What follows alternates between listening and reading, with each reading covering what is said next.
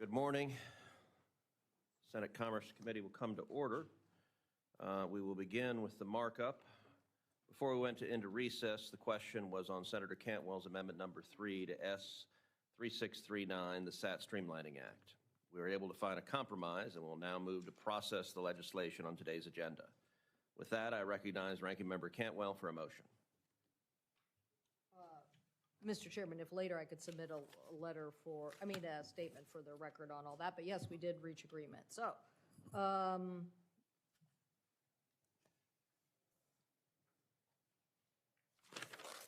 move that S71, maybe changing on board act as amended by Blackburn, substitute as modified S1898, Orbits Act of 2025, S2585, MAP for Broadband Funding Act as amended by the Fisher substitute as modified, S3199988 Lifeline Location Improvement Act of 2025 as amended by the Lujan substitute as modified and Lujan 1 as modified, S3266 USMMA Athletics Act of 2025 as amended by the Wicker substitute, S3468 National Programmable Cloud Laboratories Network Act of 2025 as amended by Young 1, S3639 SAT Streamlining Act as amended by the Cruz-Cantwell substitute as modified, and S3700 FAA SMS Compliance Review Act of 2026 as amended by the Cantwell substitute as modified be favorably reported. Is there a second? Second. All those in favor say aye. Aye. All those opposed say no. The motion is agreed to, and the bills are ordered to be reported favorably. I recognize Ranking Member Cantwell for another motion.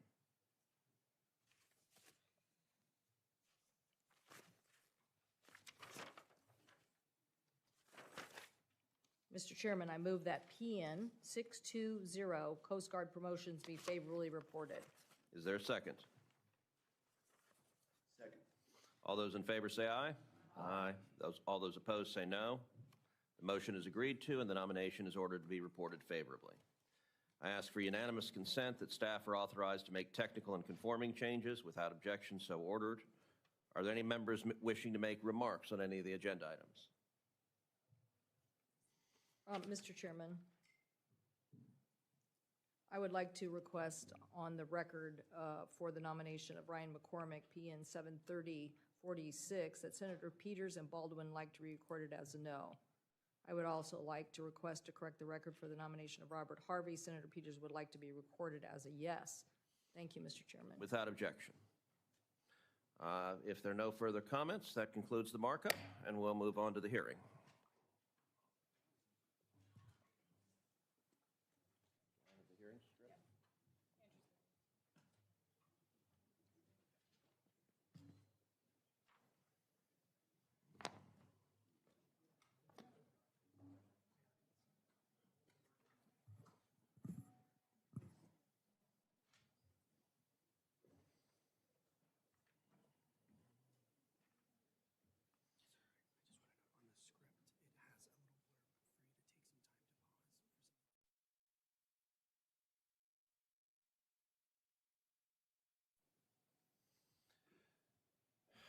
Good morning.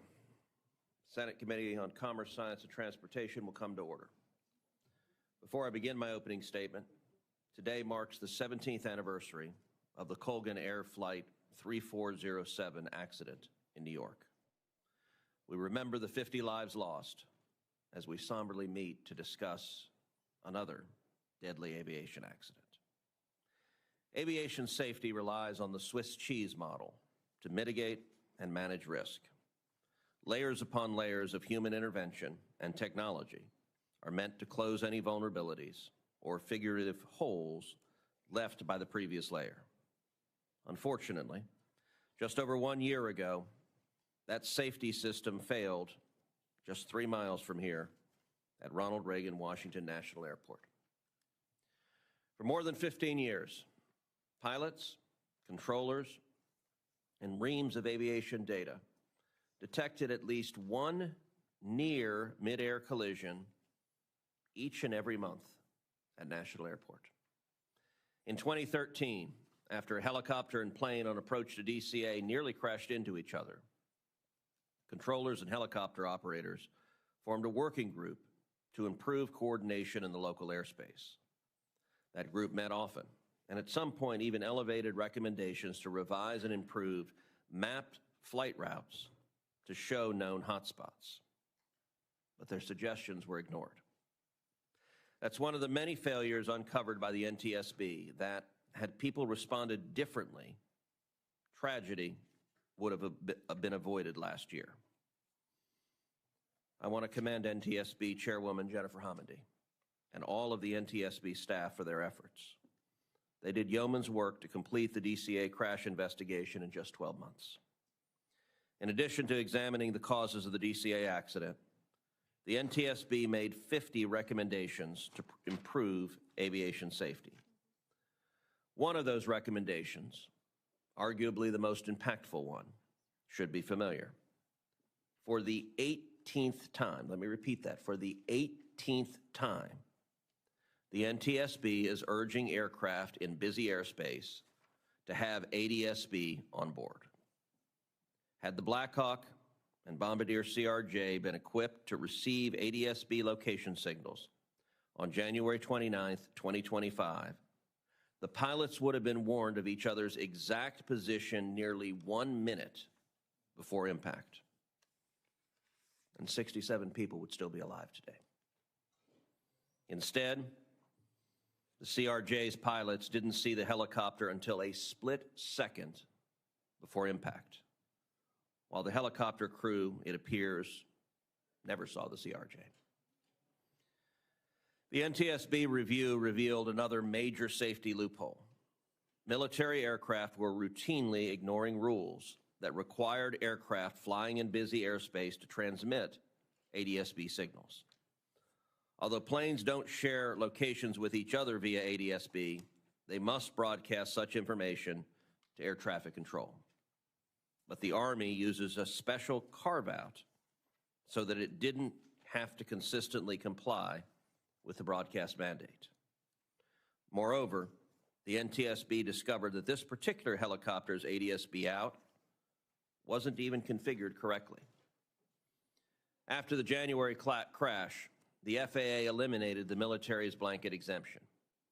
But just a few weeks ago, a brand new loophole was tucked into the annual defense authorization bill, making it easier for the military to continue flying without ADSB around DCA. If we learned anything from the DCA crash, it's that you can't have a safe airspace when operators are following different sets of rules. That's why our committee authored and passed the bipartisan Rotor Act. The Rotor Act, which passed the Senate unanimously in December, rescinds that new defense bill loophole, and it enacts the central NTSB recommendation of this investigation. The Rotor Act requires all aircraft in congested airspace to broadcast their location to each other via ADSB. The Rotor Act ensures a commercial airliner landing in a major airport has visibility in daytime or in darkness to any nearby aircraft, whether it's a military helicopter or a general aviation pilot, and vice versa. No more flying blind. The Rotor Act will begin to protect the flying public now, which is why the House should pass it and put it on the President's desk for his signature. Now, I've heard some faint grumbling from stakeholders and others who want to put the same kind of loopholes into the Rotor Act that caused the DCA crash. Some want exemptions for private jets, while a few airlines quietly carp about the cost of safety-enhancing technology. These criticisms aren't valid, and they are frankly disturbing. Flying can only be safe when everybody follows the same standards. Why would we want to exempt regional airlines from ADSB given that Flight 5342 was a regional airline?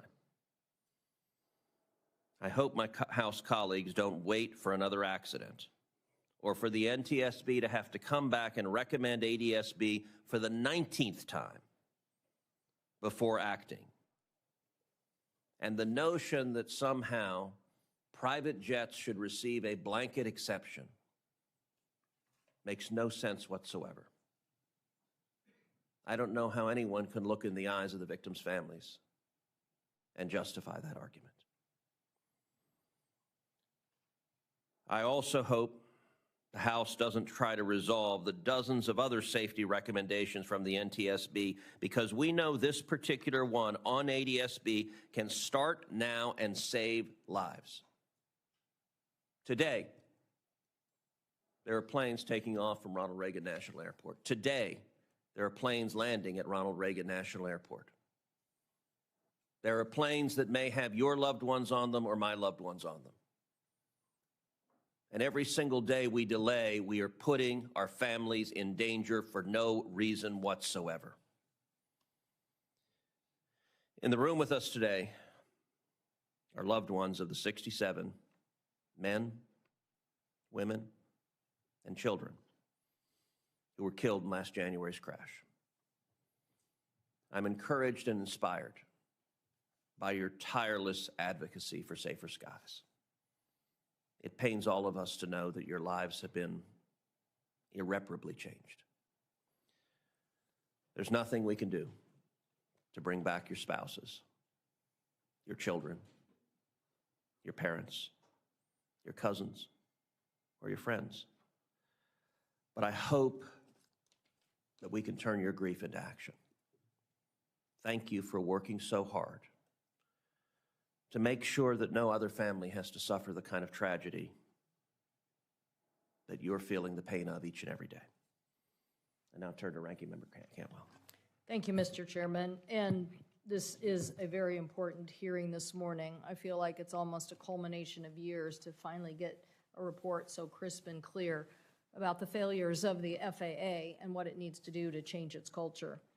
I too want to remind and remember the individuals here about the Colgan Air crash. Our heart still goes out to the families affected by that incident, including people from Seattle.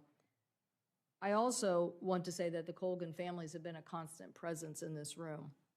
And while that is not the way the political system is supposed to work, where the victims have to come and be the biggest advocates for safety, that is certainly what the Colgan Air families have done. So we certainly remember them today. And I want to also just say, Mr. Chairman, that yesterday's incident at El Paso reminds me of why this interagency coordination is so important. If we can get into this kind of conflict where the FAA is saying that we're going to shut down airspace for 10 days, and then another agency is saying something different, and there's concern about what is happening in the airspace, it just seems to me that we have a real problem of coordination between DOD and FAA. So we need to resolve that. I hope that your calls for an interagency briefing will be heeded and that we will get to the bottom of this. Not one more day needs to go by without that kind of information and oversight for the public. But we are here today to thank Chair Hamady and the NTSB and to thank them for their recommendations and findings after a thorough, long investigation into the tragic crash in DCA last year. The loss of 67 souls when an Army helicopter collided with American Airlines 5342 has weighed heavily on many of us, but certainly the families who are most affected. Our hearts go out to you. Many of the family members are here today, and I know they will be following today's discussion very closely. You have stood with us to make our aviation system safer, including your support for the Rotor Act, which was critical in trying to push this legislation through the United States Senate and hopefully to get it to the President's desk. I want to thank Chair Hamady again for her work with her team tirelessly delivering answers to these families. I know that you deliver a lot of answers and information to us. I think no one knows how hard that is in delivering the information to the families. I know from our own air accidents with the seaplane in Seattle, how trying to find the victims of that crash, there's just so much work that goes into communicating with the families, and so we thank you for that as well. These answers demonstrate that this tragedy was a result of many systematic failures, and that failed everyone on Flight 5342 and the Army helicopters and the air traffic controllers. And so this is part of a larger trend where we have to be the ones that put a stop to this finally.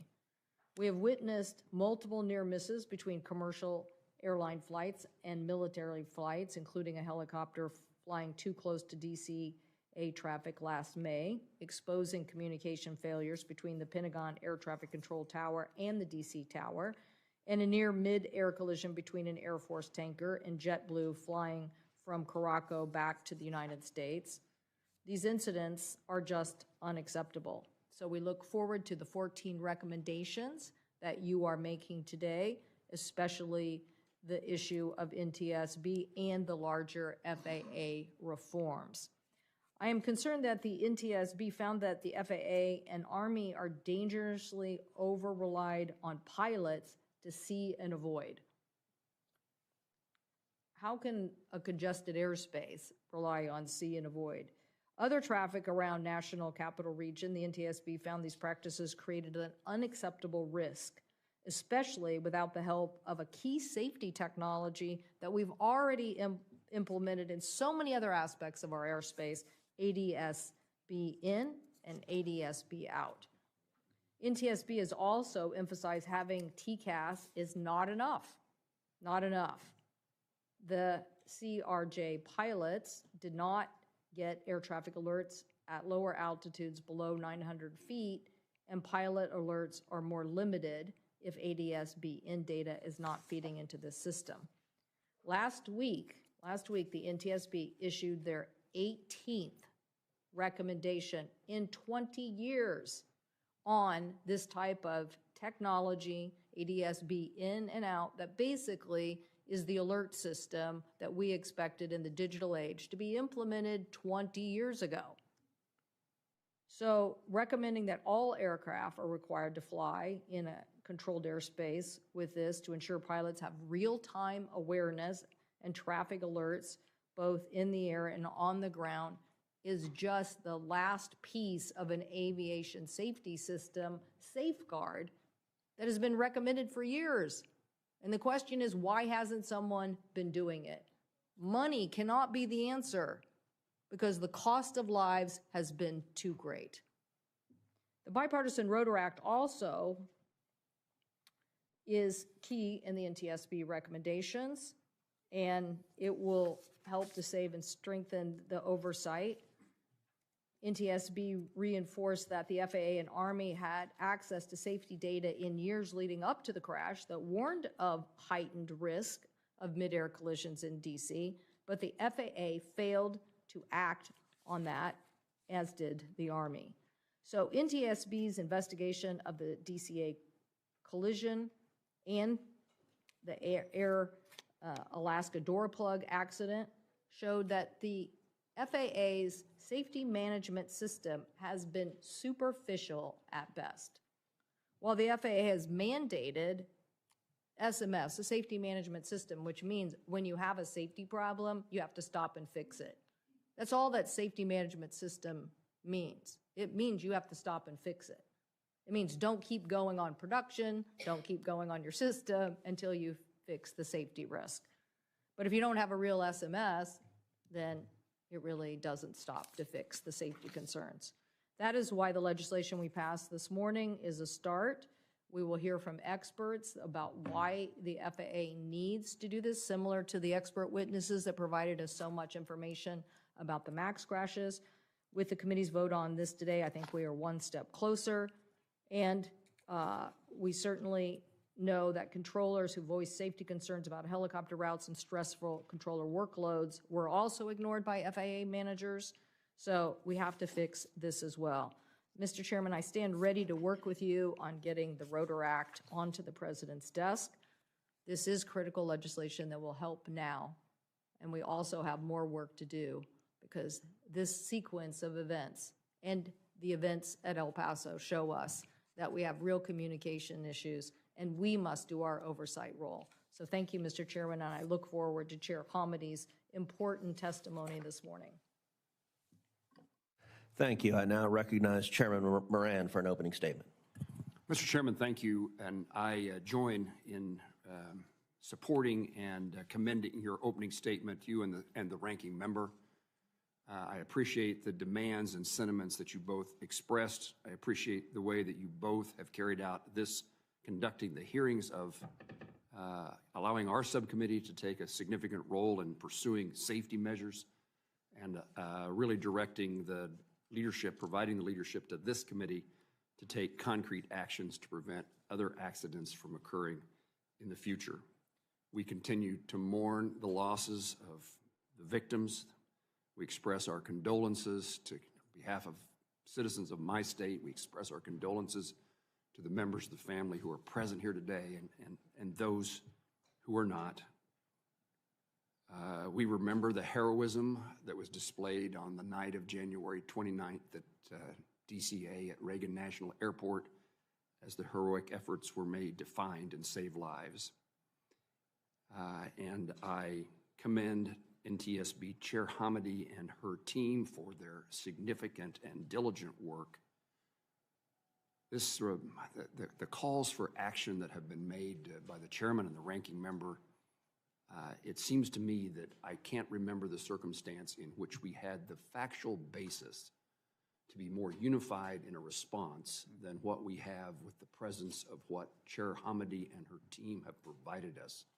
In so many instances in Congress, we get this point of view and this point of view, and then we try to hash out who's telling us the truth and what matters in the conversation. And Chairman Hamady, I can't find a circumstance in which NTSB didn't do its job in a way that none of us should have doubts about the conclusions you reached and the recommendations you have provided. There is no excuse for us not to achieve the goal of those recommendations by passing legislation, and perhaps as important, maybe even more importantly, to insist that once we pass legislation, that legislative effort is rewarded by action by the FAA and others so that it is implemented fully in a way that makes a difference. I've been in Congress enough to see the circumstances in which we often pass legislation, we issue the press release and say we've done something, but we haven't done anything until we've done something, and that means the administration, the execution of those laws have to be fully fulfilled. It's our responsibility in this committee and as members of the United States Senate to turn the conclusions of the NTSB report into action. Congress must determine what steps we need to take following those recommendations, and we need to make sure that the FAA, the Army, and all others are following those recommended and enacted safety measures. Following a year-long investigation, NTSB has affirmed, again, that passing and implementing the Rotor Act could have, and I would say would have, saved lives on January the 29th, 2025. The passage and implementation of the Rotor Act is critical to achieving the safety of our skies. I urge the House not to delay in its passage. The chairman made the point that every day that goes by creates a greater risk for others. If there's something that needs to be addressed in the Rotor Act, don't delay. Let's have the conversation and fix something if there's something missing or wrong. That doesn't mean watering it down. It means fully implementing the Rotor Act as passed, just as soon as we make certain we've got it right. Additionally, Congress must continue to provide the funding that is necessary to further modernize our aviation system, advance new technologies at the FAA. The FAA administrator was in front of us with a roundtable discussion yesterday about implementation of advanced technologies in the system. And we must continue to recruit, train, and support air traffic controllers. No steps back, moving forward, act on the recommendations, and make sure that January 29th never occurs again. Mr. Chairman, I thank you. I appreciate the opportunity I've had to work with you, Senator Cantwell, and Senator Duckworth in this regard. Thank you. Ranking Member Duckworth. Thank you, Mr. Chairman. Thank you also to Ranking Member Cantwell and to my chairman of the subcommittee. Senator Moran, who's been a joy to work with as a partner on this issue. Chair Hamandi, I want to thank you and the entire team at the NTSB for carrying out your mission without fear or favor to independently investigate the DCA midair collision. You provided FAA, DOD, Congress, and most importantly, the families of the victims of Flight 5342 clear answers explaining how this deadly crash happened. And you've given us a framework to ensure such utterly preventable tragedies never happen again.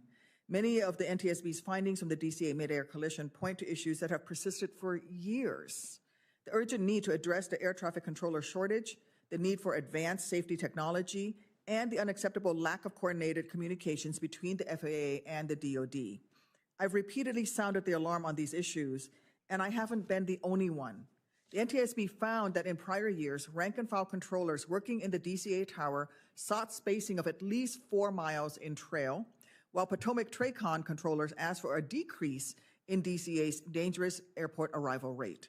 Yet FAA management failed to act on the warnings being raised by an understaffed and overworked controller workforce that was clearly struggling to manage the busiest, most congested runway in the United States. FAA's failure in the face of blaring alarm bells screaming out that it was a matter of when, not if, one of the near misses at DCA would become a deadly tragedy is, unfortunately, emblematic of a chronic crisis that's plagued FAA for years under multiple administrations, and an unacceptable culture of complacency. Chair Hamandi, 826 days ago, you sat in that very chair in this very room to testify alongside FAA at a hearing I convened on addressing close calls to improve aviation safety. That day, your message could not have been clearer as you warned everyone, and I'm quoting you, "The concerning uptick in such incidents is a clear warning sign that the U.S. aviation system is sharply strained. We cannot wait until a fatal accident forces action. We must act before there is a tragedy." And your message was embraced by many in this chamber in a bipartisan way. As I recall, I opened that hearing by stating that our nation is experiencing an aviation safety crisis.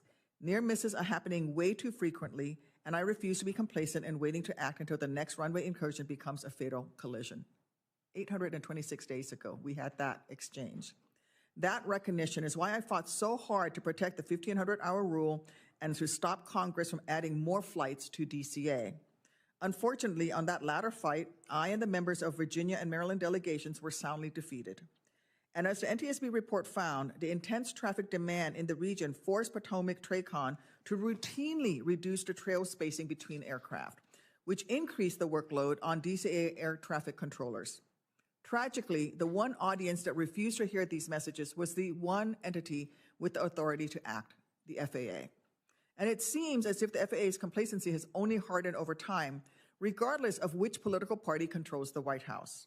Again, this is a bipartisan failure. The NTSB report showed that the FAA failed to conduct annual reviews of helicopter routes in the DCA airspace leading up to the DCA midair collision, reviews that would have shown the helicopter route was too close to an approach runway. A review of helicopter routes would have also potentially prevented some of the 15,000 close calls between airplanes and helicopters in the DCA airspace that took place between October of 2021 and December of 2024. We have long known about the mounting strain on air traffic controllers. That is why I will continue to reiterate that any investment in our ATC system must be informed by and prioritize the most important asset of the ATC system, its people. The FAA needs to improve how it reviews relevant safety data on hotspots, how critical feedback from frontline controllers is funneled to decision makers, and most importantly, how to ensure enough rested, well-trained employees are at work every day with all the tools that they need. The House must also act to pass the Rotor Act so we can codify many of the NTSB's recommendations. But even if that happens, there is more work to do. Because the bottom line is that any system that repeatedly forces pilots to take emergency evasive actions to save lives is a broken system. We need to prevent the conditions that will lead to even a near miss. So I thank you again, Chairwoman Hamandi. You have been a wonderful resource to this committee. I also thank the leadership of the committee, the chairman, the ranking member, and again, my partner on the subcommittee, Chairman Moran. Thank you. I yield back, Mr. Chairman. Thank you. I now want to introduce our witness, Ms. Jennifer Homendy, the chairwoman of the National Transportation Safety Board. The NTSB investigates all civilian aviation accidents and other major roadway, pipeline, rail, and marine accidents. We thank Chairwoman Homendy and the NTSB staff for their work to complete the investigation of the DC midair collision in 1 year. Chairwoman Homendy, you're recognized for 5 minutes. Okay. Chairman Cruz, Ranking Member Cantwell, Chairman Moran, Ranking Member Duckworth, and members of the committee, thank you for the opportunity to be here today to discuss our investigation of the midair collision that occurred just over a year ago near Ronald Reagan Washington National Airport. As we discuss NTSB's thorough fact-finding, extensive analysis, and comprehensive safety recommendations, I want to make one thing abundantly clear. We should not be here today. In this room, sitting with us or watching online, are family members of the 67 people who died on January 29th. We are so sorry for your loss. You should not have to be here because, as I've said many times, this was 100% preventable. It was preventable. In fact, now that our investigation has concluded, I can say without a shadow of a doubt that we've seen this before. We've investigated similar mid-air collisions going back decades, and we've issued safety recommendations like ADSB in over and over and over again, aimed at preventing just these kinds of collisions. Recommendations that have been rejected, sidelined, or just plain ignored. As Chairman Cruz and Congressman Onder recently wrote, last year's crash was not an isolated incident. It was the fatal result of years of unheeded warnings. Years. 57 years ago, in 1969, we investigated a mid-air collision between Allegheny Airlines Flight 853 and a small Piper Cherokee outside Shelbyville, Indiana. 83 people died.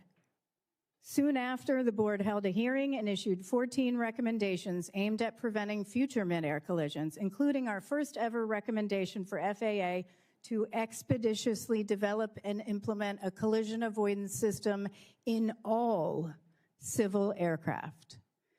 For perspective, that same year, we put a man on the moon.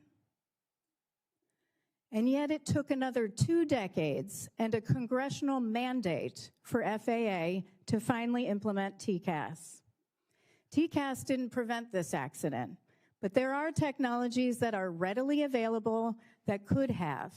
If I could pull up my slide, while that's coming up, with ADSB in, and what maybe I'll give it a second. With ADSB in, hopefully it'll come up.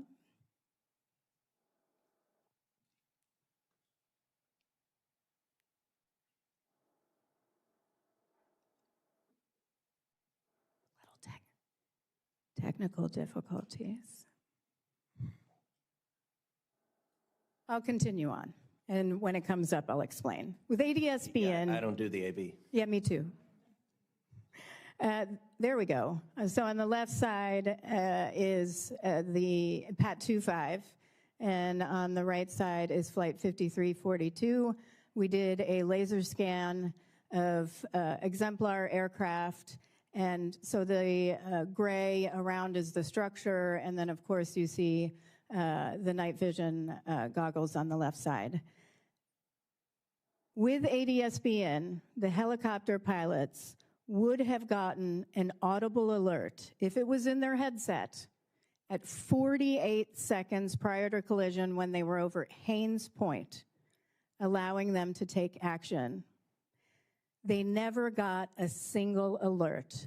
They had no idea that that 5342 was coming from the left.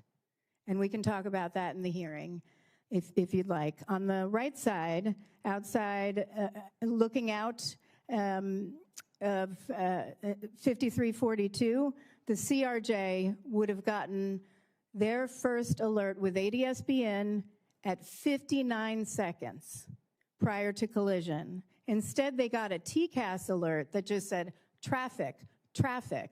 And what they need to do is look out and figure out where that traffic is and take action, which is very difficult to see in many circumstances, and we can talk about why that is too. But traffic, 19.5 seconds prior to collision. They didn't actually recognize that the helicopter was there until 1 second. 1 second prior to collision. Had they gotten ADSB in, they would have gotten something more along the lines of traffic, 12 o'clock, 2 nautical miles, 500 feet below. Then they could have taken action.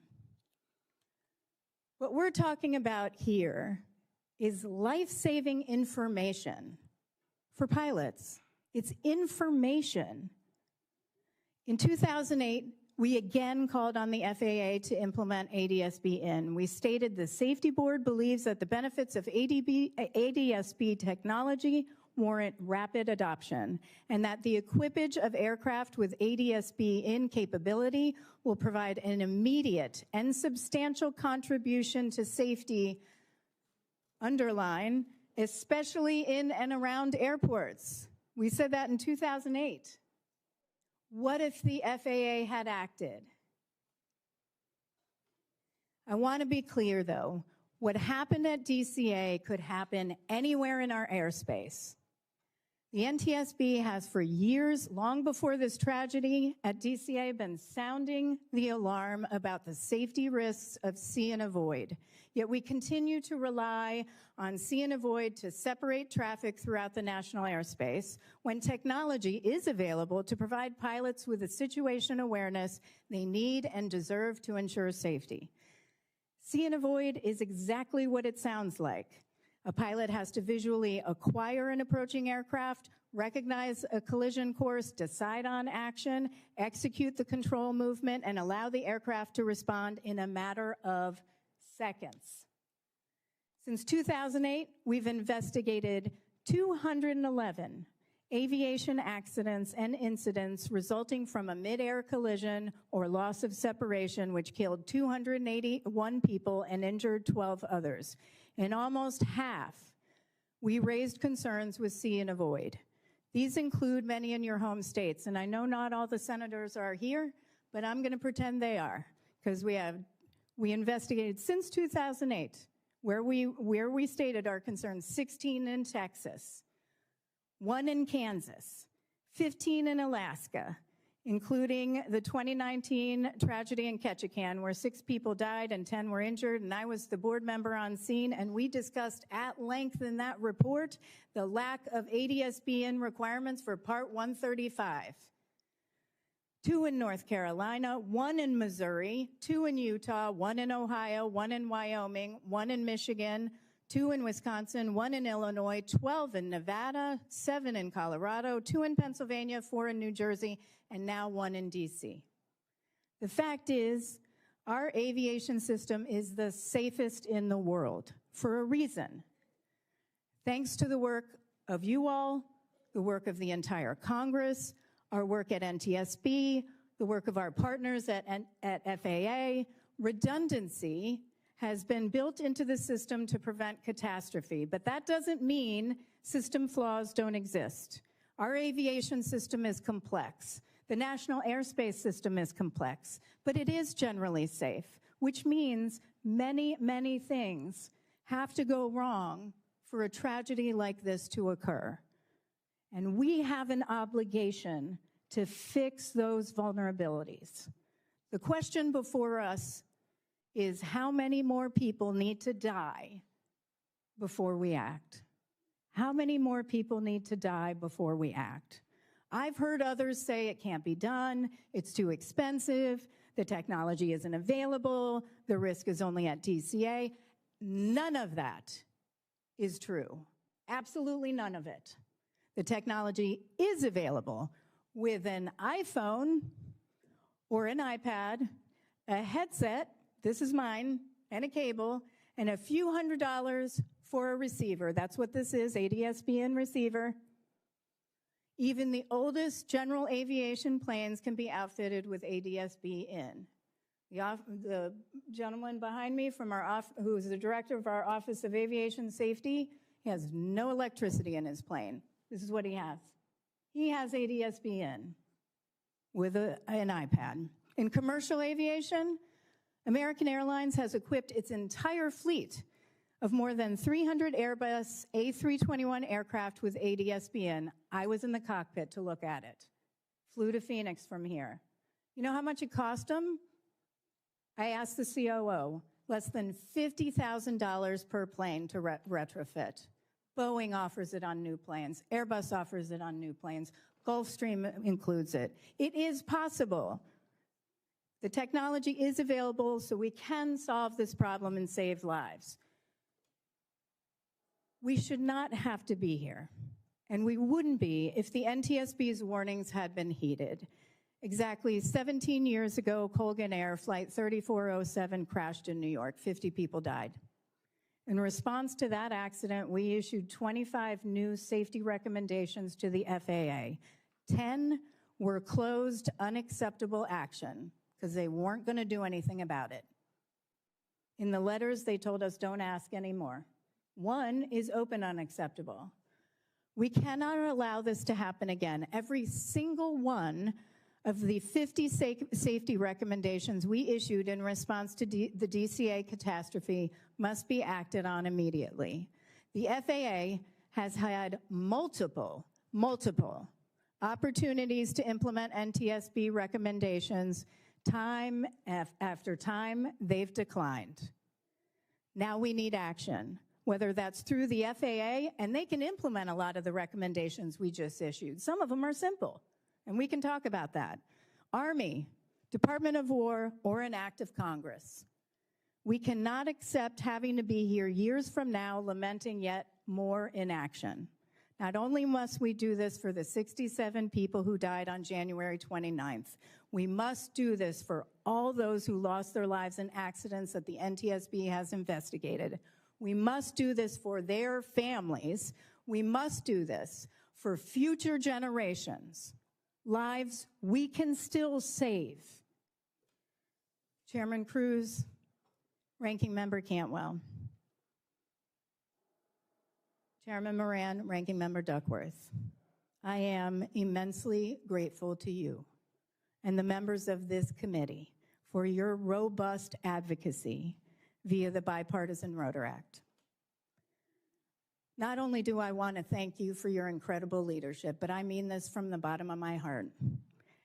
Thank you for your willingness to stand up and do what's right for safety. I look forward to working with you to create a future where no family ever has to endure such tremendous loss. Thank you. Thank you, Madam Chair. In just a moment, Chairwoman Homendy is going to play a short video simulation that the NTSB produced that includes the transcript of the cockpit voice recordings along with air traffic control transmission. And I will say right before this hearing began, the chairwoman played for the members of this committee in the back conference room the video along with the audio of the cockpit voice transmissions. Under federal law, we're not allowed to play the actual voice transmissions publicly. But I will tell you, watching and listening, and for any members that did not see that, I'm certain the chairwoman would be happy to give you the opportunity to see it and listen to it. It is positively horrifying. And watching it and listening to the voices of the pilots makes you sick to your stomach. After watching it, it is indisputable that ADS-B in and out could have prevented and likely would have prevented this accident. And we have an obligation to prevent the next accident. I do want to give a moment if any of the family members wish to step out and not watch the video. We'd certainly understand that. And so I want to give you an opportunity if you would prefer not to watch it. And Madam Chair, you can play the video now.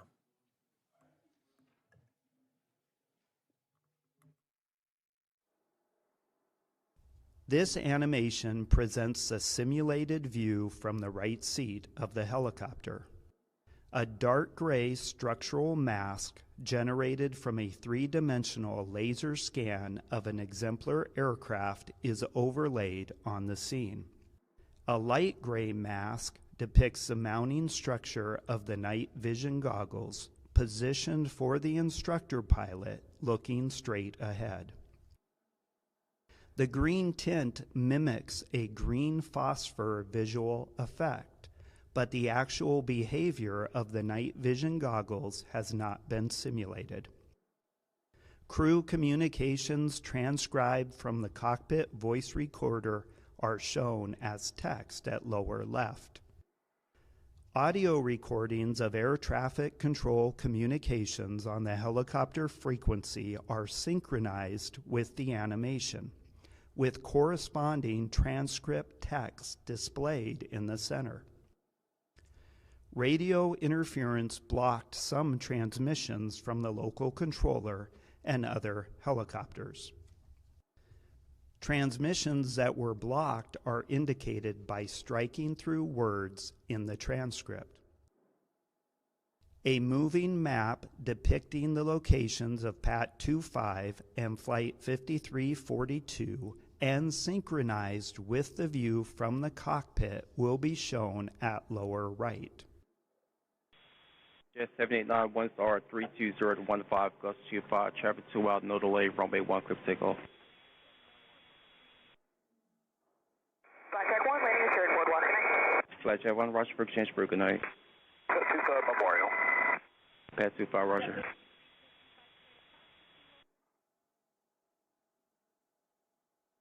American 3130 Washington Tower, 1 star 310-14, Gust 25, runway 1, clear to land.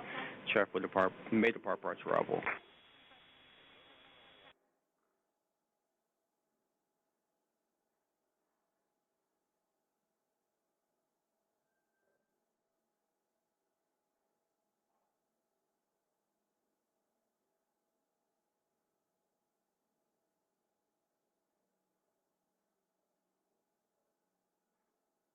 Jet 789, concept on Barge, good day. American 3130, slow the funnel.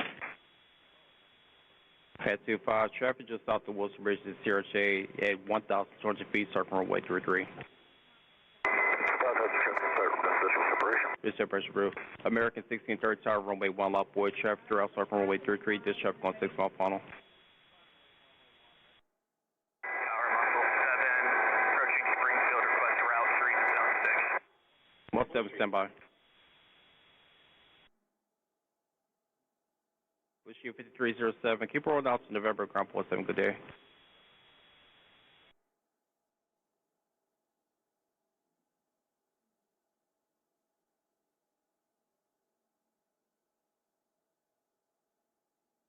National Tower, good evening. Air Care 1 with a single medevac. American 1630 1 star 320-14, Gust 25. Traffic 2 mile left base, runway 33. No delay. Runway 1 clear for immediate takeoff. Muscle 7, is there a request? And Muscle 7, request route 3 to zone 6. Most of you say route 3 to zone 6. Hey, sir, Muscle 7 approved.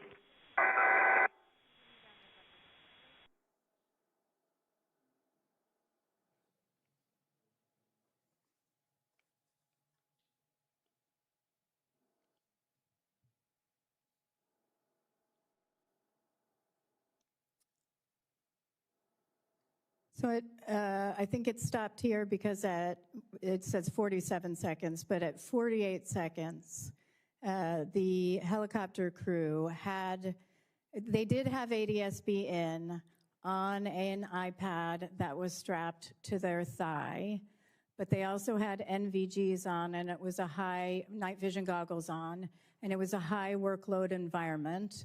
And so they didn't look down. You don't look down constantly in this airspace with NVGs on. It would be very difficult.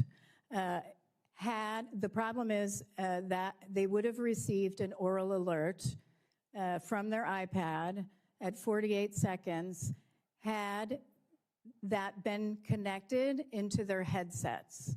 But their headsets aren't able to receive those oral alerts. And so an oral alert, had that been connected and integrated into their headset, which was one of our recommendations to do that so that they can get those alerts. It would have been they would have been at 280 feet. The aircraft would have been at 640 feet.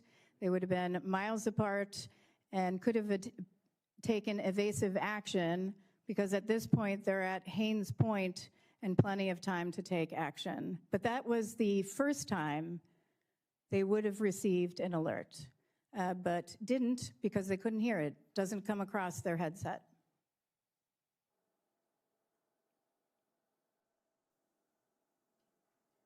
National Tower, good evening. Air 1's with you. Single medevac helicopter 1,000 feet, 29901 on the altimeter. Requesting zone 6 for Fairfax. Medevac Air 1 Washington Tower, National Altimeter 29900. Approved to Washington class, Robert Airspace, Portland, Sheridan, Fairfax. 29900 for Air 1, copy. Pad 25, do you have CRJ in flight? Pad 25, pass behind the CRJ. This club has a aircraft in flight for position separation. This separation.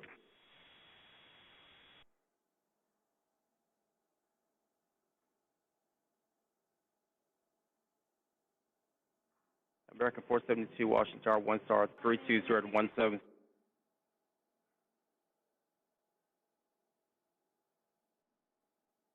This animation presents a simulated view from the right seat of the CRJ. A dark gray structural mask generated from a three-dimensional laser scan of an exemplar aircraft is overlaid on the scene. Crew communications transcribed from the cockpit voice recorder are shown as text at lower left. Audio recordings of air traffic control communications on the airplane frequency are synchronized with the animation, with corresponding transcript text displayed at lower right.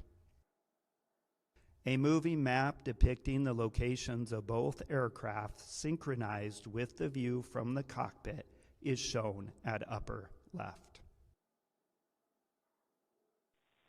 Jet 789, 1 star, 32015, Gust 25, traffic 2 out, no delay, runway 1, clear for takeoff. Clear takeoff, runway 1, no delay, Jet 789. Flight Jet 1, Roger for exchange crew, good night. Pad 25, Roger. Washington Tower, American 3130 with you, runway 1. American 3130, Washington Tower, 1 star, 31014, Gust 25, runway 1, clear to land. Traffic will depart, may depart prior to arrival. Okay, clear to land, runway 1, American 3130.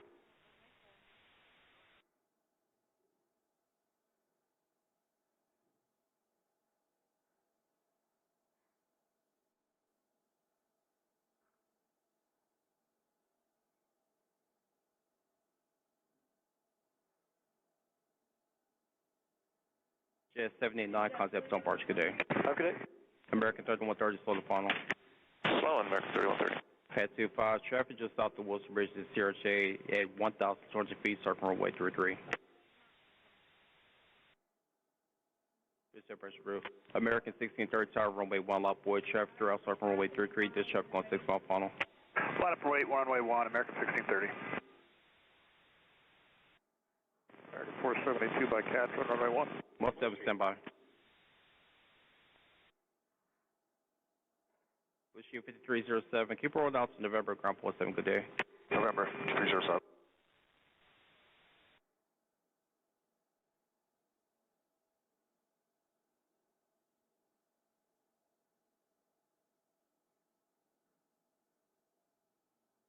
American 1631 star 32014, Gust 25. Traffic 2 mile left base, runway 33. No delay, runway 1 clear for immediate takeoff.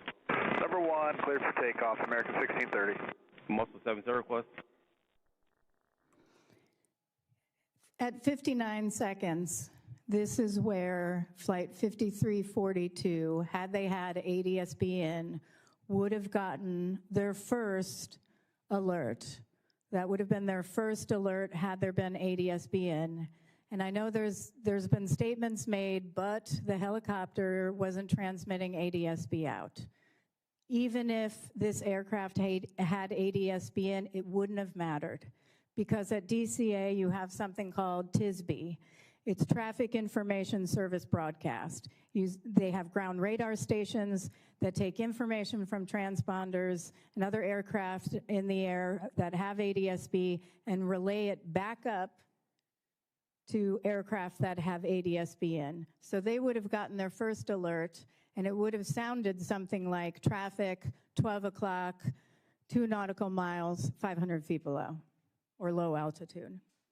What you're going to hear in a minute, or in just a few seconds, at 19.5 seconds, is what they actually did hear. And that's it. We'll go ahead and play.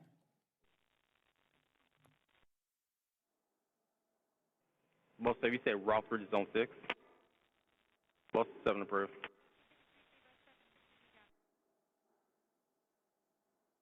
American 4782, Mount Vernon visual 1.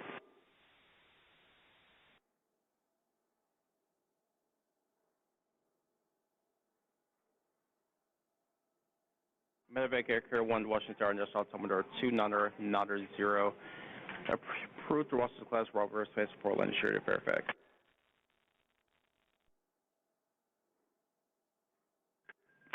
Pad 25, get the CRJ in sight. Pad 25, pass line is CRJ.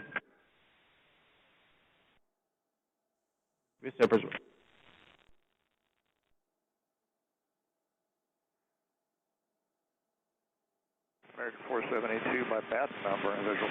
American 472, Washington Tower, 1 star 320 to 17. Yeah, so sorry, you didn't hear traffic at 19.5 seconds because the CVR audio isn't on there, but that would have been 19.5 seconds. And then at that point at traffic, you're looking out trying to figure out where the traffic is.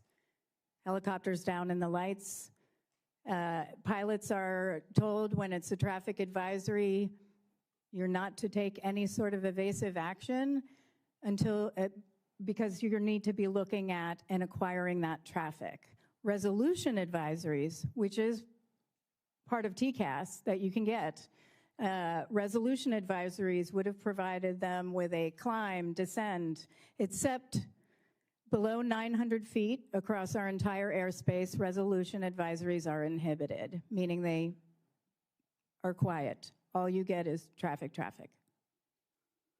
What we're talking about is timely information for pilots.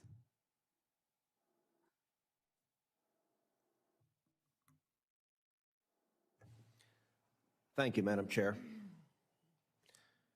The NTSB conducted a thorough investigation into this accident. What did the NTSB investigation show about what would have happened if both aircraft had been equipped with ADS-B in? The accident wouldn't have happened. At 48 seconds, the helicopter crew would have gotten an oral alert. They could have taken evasive action. And the flight crew of 5342 at 59 seconds could have had an alert that allowed them to take evasive action. So we have recommended ADS-B in everywhere there is ADS-B out for all aircraft. As you know, the Bipartisan Rotor Act, which passed out of this committee and which has passed to the Senate unanimously, every Republican, every Democrat has voted for it, mandates ADS-B in and out on aircraft flying into congested airspace. In your professional judgment, if the Rotor Act had been the law at the time of this accident, would the accident have occurred? No. It wouldn't have occurred, though this helicopter route shouldn't have existed, but that's another story. No, I don't believe it would have occurred. Well, and as you know, that's another component of the Rotor Act is mandating a reassessment of helicopter routes as well. ADS-B out and in is not new technology. Today, the FAA only requires ADS-B out, which sends signals directly to air traffic control. In 2010, the agency chose not to require ADS-B in, which would have given pilots those same signals. Nonetheless, some aviators voluntarily use ADS-B in, receiving weather, traffic, and other information in the cockpit. American Airlines, for example, has equipped nearly 30% of its fleet with ADS-BN. More than 80% of private pilots use some form of ADS-BN. It is clearly a popular technology. I've heard a handful of special interest groups, however, want carve-outs from an ADS-BN requirement. I don't think a private jet or a charter flight flying into DCA or Dulles or DFW should be able to adhere to a lower safety standards than a passenger airline. Special treatment for them would put everyone else's lives at risk. Others have said that all of general aviation should be exempt, even though pilots in rural areas are already exempted, and the Rotor Act protects general aviation's ability to use portable transponders. In your judgment, should different aircraft be flying into congested area using different ADS-B safety rules? No, absolutely not. It's a shared airspace. Those same skeptics like to claim that ADS-BN is too costly. Major airlines like American Airlines have figured out how to install ADS-BN. Every new Gulfstream has ADS-BN. And of course, the Rotor Act only requires ADS-BN for planes flying into busy airspace. A crop duster flying in Arkansas isn't going to need it and won't be affected. But if that crop duster decides to land at DCA Reagan, then it should have the technology and not be endangering the lives of passengers flying into and out of Reagan every day. In your judgment, is it too expensive for planes to install ADS-BN? $400. Everybody's got a phone. Everybody's got a headset. $400. Maybe you get an iPad. It's a little more expensive, but that isn't costly. American Airlines, less than $50,000 a plane to retrofit. The plane was out of service, they told me, 1 or 2 days when they retrofitted it. Each plane. So I want you to repeat that, because one of the concerns people are raising is this is some onerous government mandate. A private pilot can get the equipment necessary, A, to keep himself or herself safer, B, to keep everyone else flying into that congested airplace safer.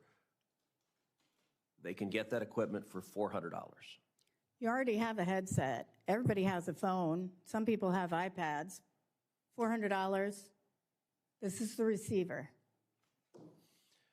Another objection that has been raised is the claim that somehow the military should be exempt, that the military should be able to fly in congested airspace and not be subject to the rules everyone else is. Does that make any sense? No, it does not. Well, 100 members of the United States Senate agree with you. The Secretary of War agrees with you. The Secretary of Transportation agrees with you. And I am hopeful that within the next 2 weeks, the House of Representatives will put the Rotor Act on the floor, will pass it, and will put it on President Trump's desk for signature. We owe it to the families of those who lost their lives, the 67 souls who should be with us today. If only Congress had listened to the first 16 times the NTSB recommended ADS-BN. Thank you. I know you don't have any more time, but can I? Sure. He's the chair. I know you, yeah. Can I have one thing to point out? You could have 2. Okay, thank you. In 2001, the FAA had a rulemaking on fractional ownership. And they stated in there that passengers who are transported under Parts 121 and Part 135, quote, exercise no control over and bear no responsibility for the airworthiness or operation of the aircraft aboard which they are flown. I would also say that applies to Part 91 revenue generating passenger operations. The FAA concluded that the appropriate level of public safety is provided by very stringent regulations and oversight under Part 121 and Part 135. In Ketchikan, in 2019, we stated that that aircraft without ADS-B do not demonstrate the appropriate level of safety for passenger carrying operations conducted under Part 135 regulations. And we also stated that there's shared airspace between 121, 135, and GA. We've conducted numerous investigations between Part 121 airlines and GA aircraft, or GA aircraft carrying passengers who paid for a service with other GA aircraft, or between 135s and 121s, or 135 and GA. The fact is, everyone should be under the same rules. One level of safety, because it doesn't matter if you're in a private plane, a commercial jet is also operating in your airspace. Sorry. Thank you. Ranking Member Cantwell. Thank you, Mr. Chairman. Chair Hamady, you, in my opinion, have become a sentry for aviation safety. And that means that you're standing guard over our system, which I believe should be standing guard over by the FAA. And you should play a role on the details that then jointly this works together. But somehow, the industry has too much influence over this process. And I don't know if the FAA just thinks that it can't keep up technologically. I don't know. But these recommendations have been on the table for a long time, and they've never been implemented. And so I want to ask several questions about your 14 key recommendations. But first, on this issue of ADS-BN, you just talked about the issue of what it would take to implement. But isn't there a cost? General Aviation is saying this is too expensive, and you just refuted that. But isn't there a cost for not doing it? NTSB data showed that between 2006 and 2025, they investigated 153 midair collisions involving general aviation operators, compared to 1 midair collision and 4 near-mid collisions involving commercial jets. So these general aviation accidents have cost 198 lives. So there is a huge cost to general aviation for not doing this. Isn't that correct? That's correct. Unfortunately, when you do rulemaking, the DOT puts the price of a life at $11.6 million. The NTSB considers all life priceless. You can't put a price tag on a life. How many times did you or your individuals listen to the audio tapes here? Quite a number of times. Hundreds? If I combined everyone, yes. So I think that's the difference. You're listening to this, analyzing this, and you are steadfast in your recommendations. And somehow these guys are listening to other voices and saying, we don't have to do it because there's a cost. And I got news for the FAA. In the digital age, that's not going to stand, because we all can see this information, and we need an FAA that basically is on top of this and will push through the regulations to implement. So on this issue, a safety management system, which is basically part of the requirements, you're basically saying that they didn't integrate a system. Would a safety management system, with the number of near misses that you said were alarm bells going off in the cockpit, demanded that this route no longer exist? A safety management system, a properly implemented safety management system should have identified the risk. But it is pretty clear from our investigation that did not occur. Would it not only identified it, but would have required, once identified, to fix it? Yeah, once you identify, then you look at your mitigations, and then you implement those mitigations and monitor those mitigations and reevaluate for change. But in this case, there were numerous warning signs from people within the FAA saying, we have a problem here. Then there was their own data that they weren't even looking at, 15,214 close proximity events. I can tell you this much. You know, the FAA requires a lot of data. They've got 10 different systems just for midair collisions. But they don't actually have a definition for what they consider as a midair collision, a near miss. Not one single definition. So then you have people who aren't looking at the data.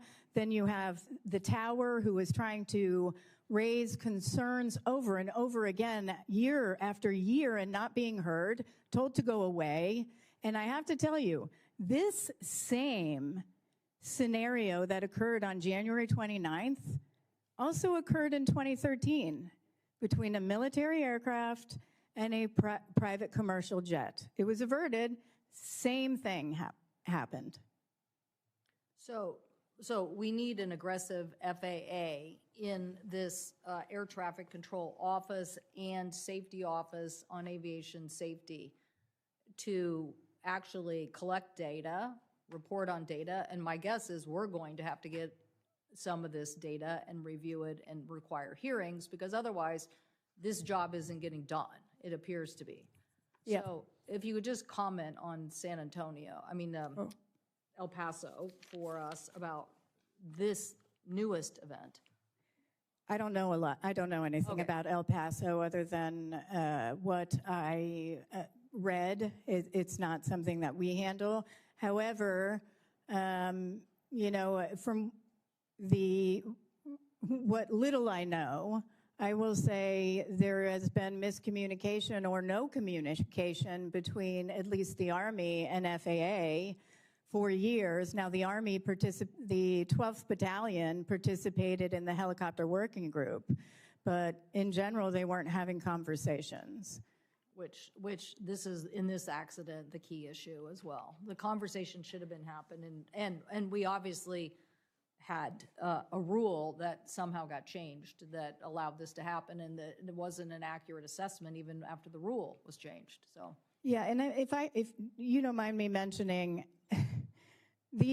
listen, the reason why the NTSB has the party system, when we do an investigation, we invite entities who are technical experts into our investigation, like FAA, like the Army, like, you know, and a number of others, PSA, you name it, in order for us to get the evidence we need to conduct our investigation. They're not part of the analysis, right? But during that time, it's been a year.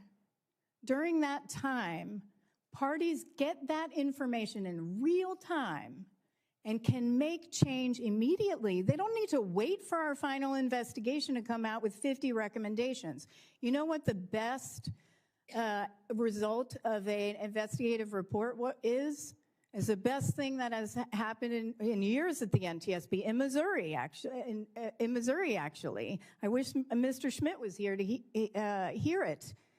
We had, at the end of a terrible train derailment, I was on scene, went to meet with a farmer in his barn who said he had been talking about, you know, this terrible accident that could occur for years on Facebook, doing videos. I met with him in his barn and said, "What's going on?" For like 2 hours. And he said to me, I said, "I'm going to fix this before we leave." And he's like, "Sure you are." I don't blame him. You know, he had been facing a government bureaucracy for years. So I got everybody together before we left. I said, you name it. And I said, we are fixing this crossing. And you know what happened? A year later, we issued our final report on a deadly train collision at this terribly designed grade crossing. And Governor Parsons not only fixed that crossing, he fixed 49 others. And we issued no recommendations. The failure in this report is that we had to issue recommendations. Now, I'm going to get a briefing from FAA on their reorganization, but we can't be just shifting around the deck chairs. ATC didn't contribute to this. We need reform. Well, other people here need to listen. Thank you, Mr. Chairman. Thank you. Senator Wicker.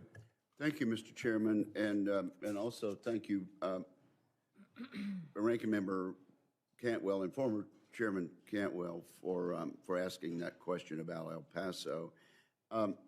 Senator Cantwell and I were leading this committee during the time when we were investigating the 737 MAX 8 tragedies. And this is the most heart-rending and gut-wrenching issue that we could possibly ever investigate. And I just don't have the words to tell the families how awful this is and how terrible I realize they must feel. And thank you, Chairwoman Comedy, for your leadership in this. Since the accident in January of last year, what has changed at Reagan National Airport between the FAA, the towers, and the National Guard in the interim before our act can be passed by the House? Well, one thing that did change is that we issued 2 urgent safety recommendations for immediate action in March of this past year, just a couple of months after the accident occurred, calling on the Secretary of Transportation to take action about the helicopter route itself, Route 4. And within 2 hours, it's the fastest we have ever had an entity implement our recommendation. Within 2 hours, he did so.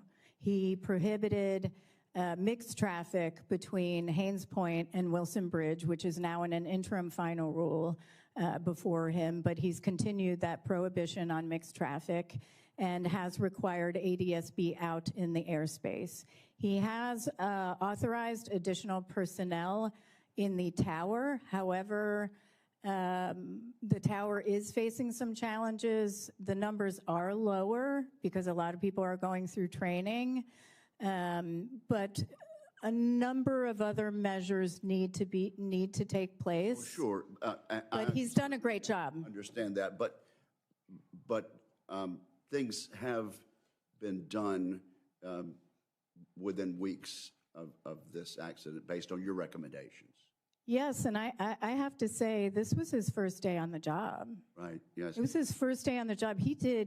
This will forever stay with him, which is why he is so committed to aviation safety, and he's been an excellent partner on this with us. Now, when you speak to skeptical members of the other body, is it the cost to general aviation that they mention as the only reason they're skeptical about the bill? What other reasons do they give for not readily passing what's been passed unanimously over here?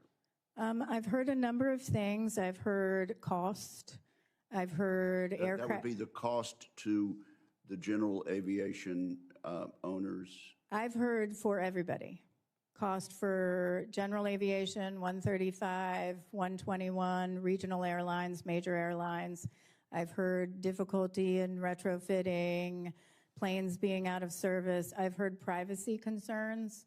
I've heard, and I'm sure Senator Budd is going to raise this, I've heard concerns about tracking aircraft with ADSB out, where some airports and third-party entities are tracking aircraft, especially GA aircraft, to charge them landing and ramp fees, which is something you all can address.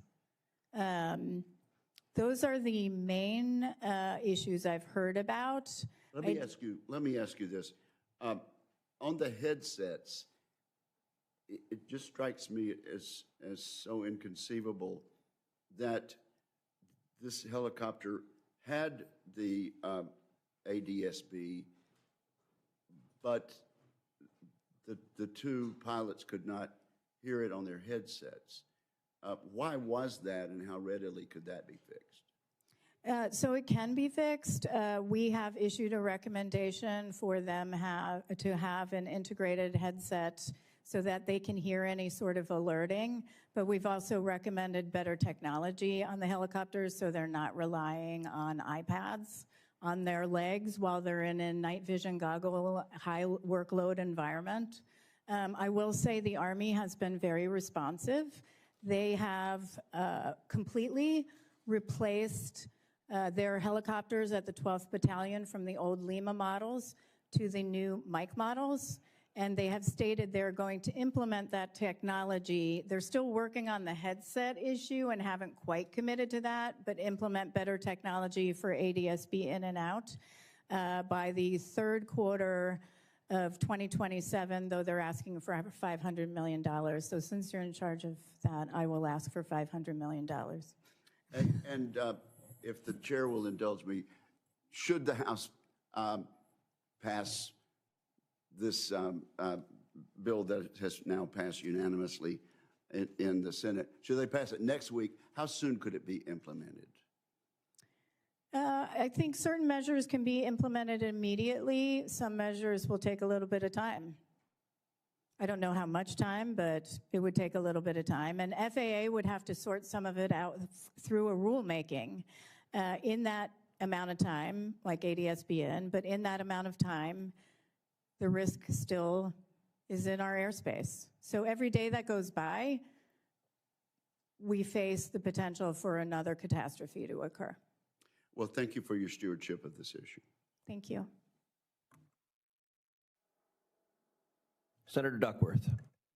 Thank you, Mr. Chairman. As our committee conducted oversight in the aftermath of the tragic DCA crash, I've noticed that the stories from FAA and the Army have gradually evolved over time.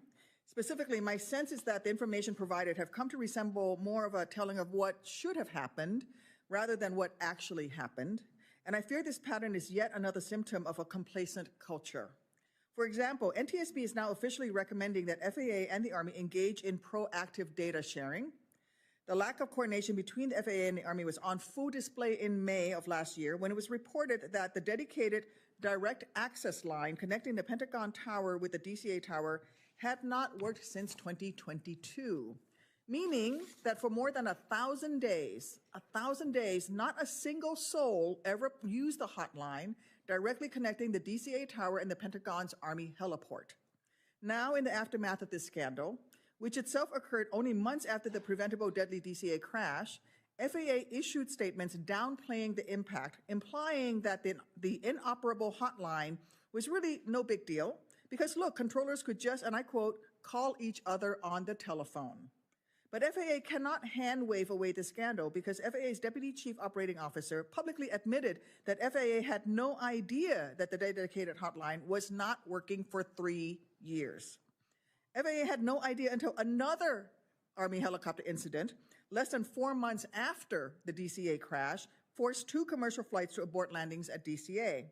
Meaning that after the tragedy of Flight 5342 civil-military collision, not one FAA employee thought, maybe we should test our direct communications line to the Army heliport from the DCA Tower.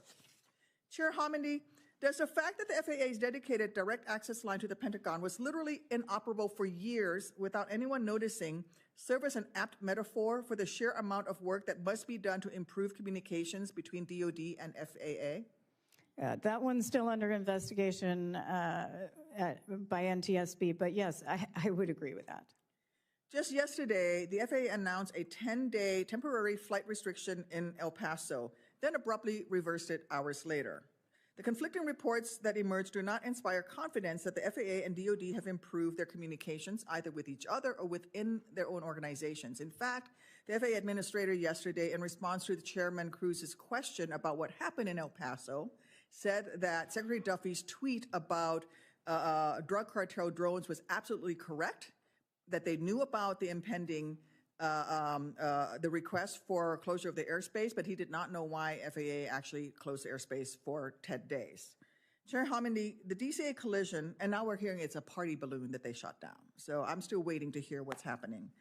But Chair Homendy, the DCA collision, the May Pentagon go-rounds, the B-52 incident in South Dakota, and now El Paso showcases a severe lack of coordination.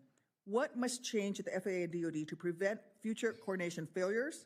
What is at risk if there is no improvement? And has NTSB been included in some of these meetings with and coordinations between FAA and DoD? Because they were keeping you out for a while there. No, we are not part of that, but we would not necessarily be part of that, but FAA we can talk about separately because I do have some concerns there. Army actually worked really well with us. What we investigated was between the Army and the FAA, and there was no communication. I mean, the Army participated, the 12th Battalion participated in a helicopter working group that was formed by the tower, because the tower was saying, hey, we've got a serious safety issue here and nobody's doing anything about it. Let's try to coordinate. But Army wasn't asking for data. They had their own safety management system problems, and there was lack of coordination. Look, I'm going to tell you, I worked 15 years on Capitol Hill, and we talk about this all the time. When you go to an agency, the lack of communication, even within a large agency and between agencies, is terrible. I don't understand it. People can't talk. It's astounding to me, but it's not surprising from what we've seen from the investigation. Would it be safe to presume that you would support Congress elevating the NTSB recommendations following the DCA midair collision into a statutory requirement? Yes, and you can do that simply by requiring the entities to adopt the recommendations and reference our report without actually having to do language everywhere. What I will say, though, is we shouldn't wait to move the provisions in the Rotor Act. This isn't a wait on Rotor, move this legislation. This is a yes and. Congress can move many pieces of legislation every day. So it's a yes and. Thank you, Mr. Chairman. Thank you. Senator Moran. Senator Cruz, thank you. I intended in my line of questioning to reemphasize the importance of Rotor Act, but perhaps that has been accomplished in this hearing, although one would have thought that 17 other times it may have been accomplished, so maybe it can't be said enough, but I reaffirm my commitment to seeing the passage of the Rotor Act.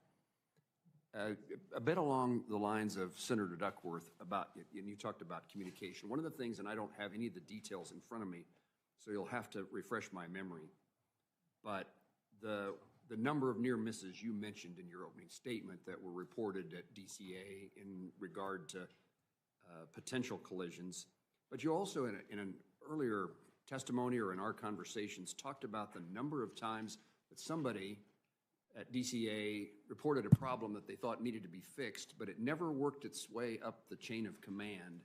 And I think that, as I recall, like nothing ever made it to the folks who actually could implement changes recommended by air traffic controllers or others involved in air traffic safety. Am I saying enough to refresh your memory about what I'm talking about? Yes, first of all, the data, which we actually obtained from the FAA in coordination with them, showed 15,214 close proximity events over about 10 years, 85 of which were near misses. But you also indicated today something I didn't realize. There's no real definition, because those have been dismissed as unimportant. But to me, or to Kansans and Americans, you hear a near miss, that means something. But apparently there's no definition that would awake somebody within the FAA. Yeah, they need a common definition, because you all brought together FAA, NTSB, and the Army at one point behind closed doors. And I talked about the near-miss numbers that we had received from FAA, and all of a sudden FAA spoke up and said, no, it's 5. And I looked over, where'd you get 5? You somehow whittled down 15,214 to 5? Because there's no common definition. 10 different data sources, and it's whatever you choose it to be that day, a definition. And, from my standpoint, that is just one of many areas that they could have fixed before we even got to a recommendation. You fill in the spaces on my other aspect of my question about where things were reported time and time again, but never did anyone in the hierarchy ever hear of the complaints because there was timidity in complaining. Well, one, I would say the hierarchy at the Air Traffic Organization did understand what was going on, which was a problem. I mean, it was push it down, make it go away, not an issue, too political. Too political was from one of the interviews, not my phrasing. The leadership of the FAA probably were totally unaware.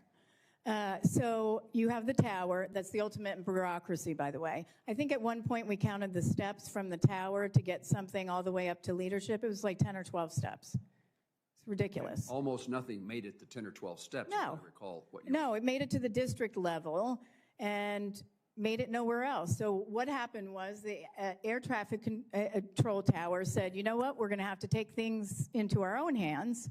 So we're going to create this helicopter working group. So they did, not just with the military, but all the private operators, police, you name it, law enforcement.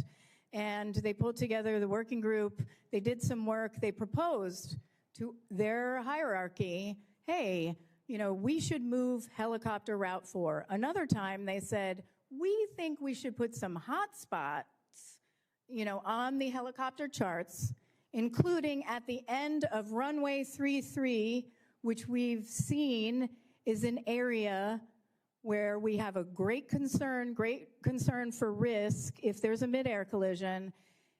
And FAA's response, and then they had numerous reports just coming from the tower, written reports. They also had a report saying, we're getting too many requests from Potomac TRACON to reduce spacing between aircraft landing. There were so many reports, and each time it was, nope, or no, and this is the ultimate in bureaucracy. When the response to the hotspot was, yeah, we don't put hotspots on maps. Oh, the only hotspots we do on maps is for ground movement. Come on. At our hearing, we raised this issue. Why didn't you do anything? The person who showed up from FAA said, well, they could have raised it at a symposium. Really? They were raising it so many times in writing, verbally. If that happens at DCA, you know it's happening everywhere else in our airspace. Thank you for refreshing my memory and putting that on the record today. Let me ask you if there's any indication, or what are the indications that the FAA, the Department of Transportation, are taking aggressive action to implement recommendations, past and present? Has anything changed since January 29th of last year? And I think you made a really important point that you don't, I think there's a tendency, I can see myself thinking the same thing. We'll wait for the recommendations and then we'll know what to do when we know there are things to be done today. And that's perfectly reasonable for you all, but for those that were parties to our investigation, the reason why you're parties is because you get you're privy to factual information so you can take early action. None of that occurred. In fact, the entire time we worked for FAA, and I'm going to be honest with you, I met with the DOTIG at one point to talk about whether we should write a letter about obstruction to our investigation, because we were repeatedly denied data we requested. What we kept hearing from FAA was, oh, you're not asking for it properly.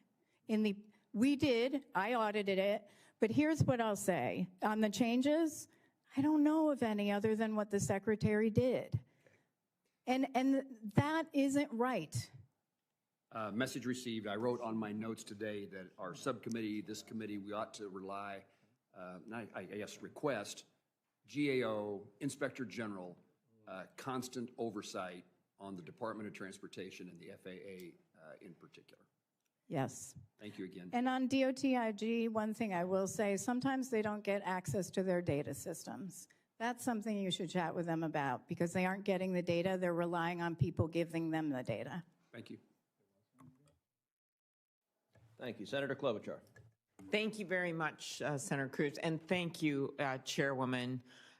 Not only do you bring this incredible expertise, you know I've always been a supporter of yours, but you also bring the passion and the anger that I know so many of the families and the loved ones in this room are feeling over what happened. I want to thank your dedicated NTSB staff for all of their hard work. And I want to acknowledge the 67 people who lost their lives, including Wendy Jo Schaefer, a mom of 2 from Mahtomedi, Minnesota. So this committee, as you noted, has worked in a bipartisan fashion to advance the Rotor Act. And I thank the chairman and the ranking member for their work on this, as well as Senator Moran and Senator Duckworth. So my questions are, first of all, on air traffic control staffing. We have a shortage of air traffic controllers. Former Senator Braun and I pushed to address staffing shortages by requiring the FAA to conduct maximum hiring of air traffic controllers, while in the number of the staff at the time in the tower, as you've noted in the report, was adequate and in accordance with FAA directives. The facility was staffed below its target level. How can lower staffing levels impact controller performance and awareness? Has the FAA increased staffing at DCA to mitigate some of the issues raised today? So it impacts staff. We didn't find a concern with staffing on that day, as you noted, but it does impact safety because it impacts their workload. In this case, you can see 2 people should have been on position, 1 on helicopter control, 1 on local control.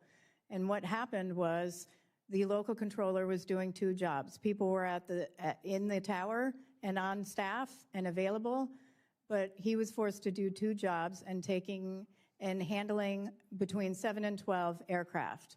What I will say as far as staffing today, there are staffing challenges, and that is a significant impact on safety.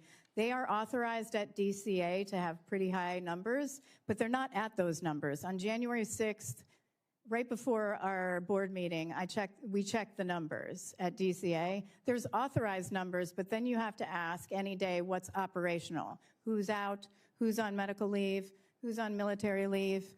It was lower than it was on January 29th. Okay, thank you. The NTSB report showed that the flight path for helicopter Route 4 comes within 75 feet of the approach to runway 33, and that video was chilling to watch. Are there any circumstances in which 75 feet of vertical separation is safe? Absolutely not. Not safe anywhere in our airspace.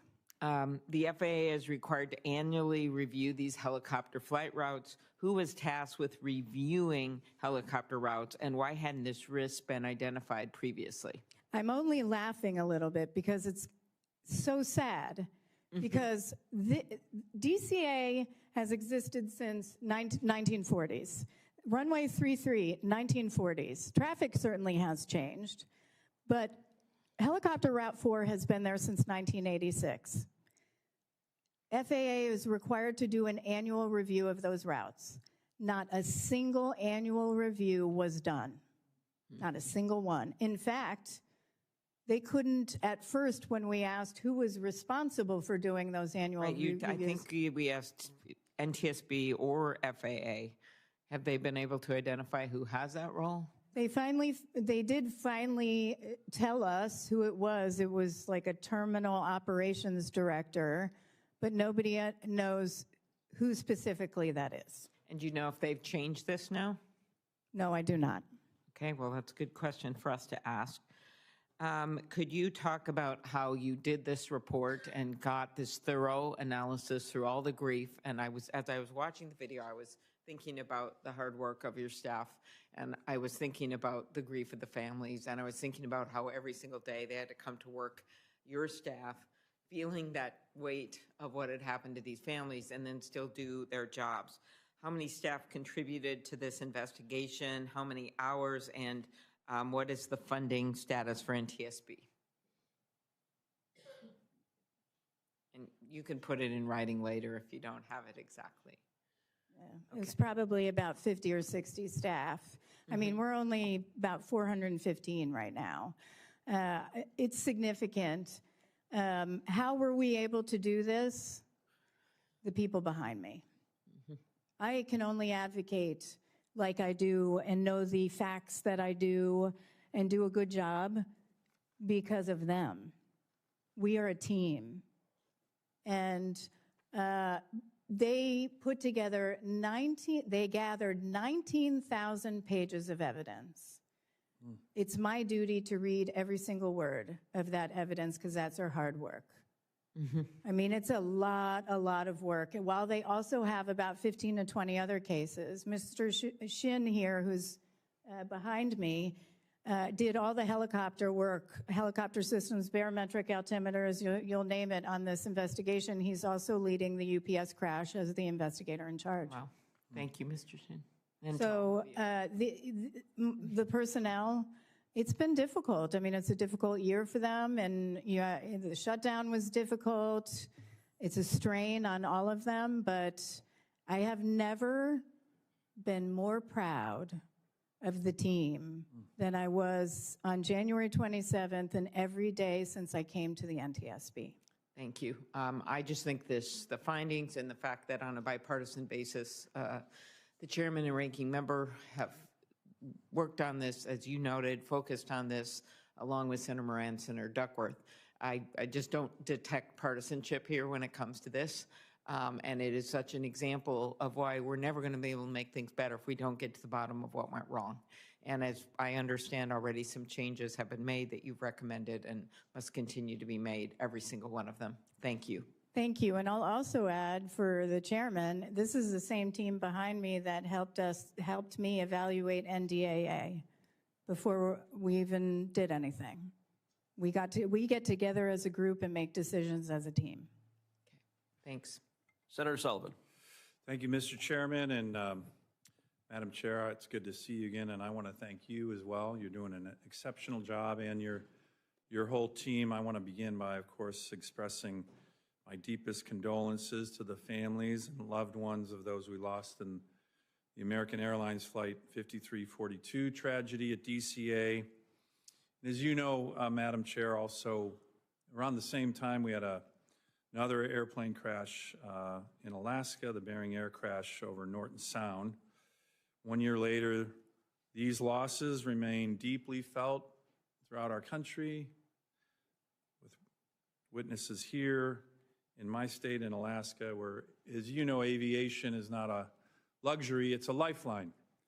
And I want to thank the NTSB for its thorough work, and I appreciate the work you've done on the latest Bering Air crash, that latest crash in Alaska.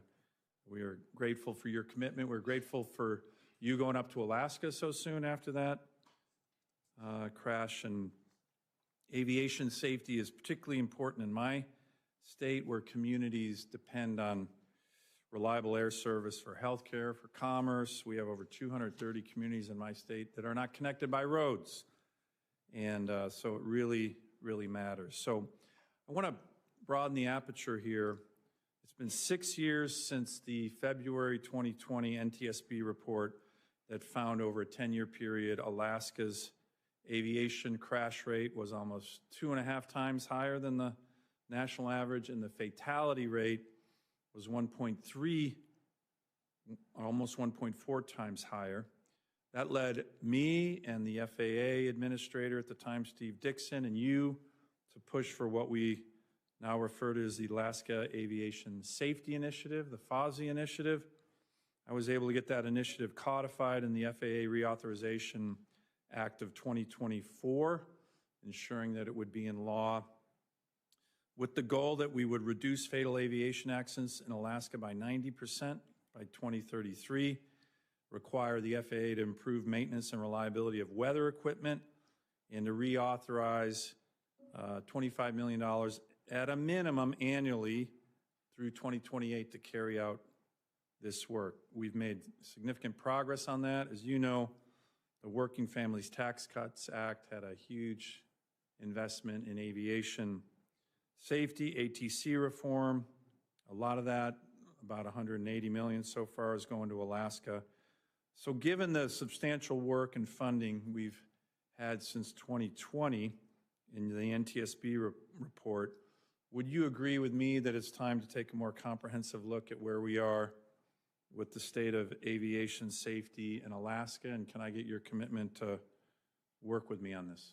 Yes, in fact, I will offer, if you'd like, we'll come back to Alaska and would certainly welcome having a robust conversation with you and others about aviation safety and your needs, which are very unique. Good.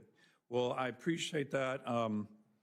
Chair, one of the things that I'm going to be working on, and hopefully with the chair's and the committee's help is possibly a field hearing with the chairman of the NTSB, who again I think is doing a great job with the FAA on the state of where we are in the FOSI initiative. Because what we're trying to do, Can the field hearing coincide with salmon fishing season? if you come, it can. But what we're trying to do is preempt, what Senator Duckworth actually said, which is see our challenges. I did notice, Madam Chair, in your opening statement, you mentioned Alaska with regard to 15 potential near collisions. We did have a collision in 2019 in Ketchikan. 6 people died, in that collision. So, yes, I'd like to have you up and have my constituents see, because I think there's progress, but there's still gaps. And would you agree with that? And, the President, Secretary Duffy did announce a huge investment in AWAS systems in Alaska. I think the President actually announced 170 for my state, which would be fantastic. But we need to work on all elements of that. Can I get your commitment again on that? And are there any things that, from the preliminary look at the Bering Air investigation or your other areas of expertise that relate to Alaska, that you could kind of lay out right now here? Well, we're still well, first of all, yes, you have my commitment on that. Thank you. I was the board member on scene for Ketchikan. It was really devastating. Yeah. And Bryce Banning was also on that investigation. He's our investigator in charge for DCA. So we're still conducting the investigation on Nome. We hope, I need to check in with the team on when that will be completed. But you have a lot of needs in Alaska, infrastructure. For one of them, resources. I mean, just to see how different aviation is, that you're relying on aviation from everything from mail to prescriptions, life-saving medicine to food. Yeah. And you need to have that infrastructure there so you can get all of that in, whether it's weather, whether it's runway lights or anything else. Good. Well, I look forward to that. And Mr. Chairman, I look forward to maybe getting you up there and your team, but that'll be an important hearing. And again, thank you for your work. Thank you for your work on the FOSI initiative. I want to thank the committee on that. We made some really good progress on the Alaska Safety Initiative here in the last FAA reauthorization and the Working Families Tax Cuts Act, which we passed in July. In your work on this, I know it's difficult. And again, to the families who have lost loved ones, we are very focused on making sure this doesn't happen again, either in DC or in Alaska. Thank you. Thank you. Senator Lujan. Thank you, Mr. Chairman. To all the families that are here, thank you for being here. Not just lifting the memories and names of those that you lost personally, but of all 64 that we lost. For reminding us that behind policy, behind these decisions, that there's people. And I want to thank you all for being here. Chair Hamady, one of the many findings and recommendations in this report, one that stood out to me is how the lack of communication and coordination between the FAA and the Army contributed to this crash. What's even more concerning is that this lack of coordination apparently has not been resolved. Just yesterday, we saw how the lack of coordination between the FAA and the Department of Defense can lead to widespread confusion. Flights were delayed, canceled for many of my constituents, Senator Cruz's constituents, and others throughout the United States. But it's more than those flights being canceled. It's the worry and the uncertainty that also came from this. There's still been no answer from the President, from the United States government, from the Department of Transportation, from the Department of Defense, and now we're learning the Department of Homeland Security. They've all been quiet, and they stand behind what Secretary Duffy said, that it was about a drone incursion. Well, what's being reported now is that it was a laser that was on loan from the Department of Defense to the Department of Homeland Security Border Patrol, and that they shot a party balloon.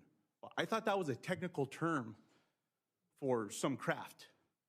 A party balloon is a balloon any one of you would buy for someone's birthday party. And they shut down, they said they were going to shut down air traffic for 10 days without calling the White House, without calling the Department of Defense. Do you all know how long the airspace was shut down over Venezuela when the full force of the United States military went down there?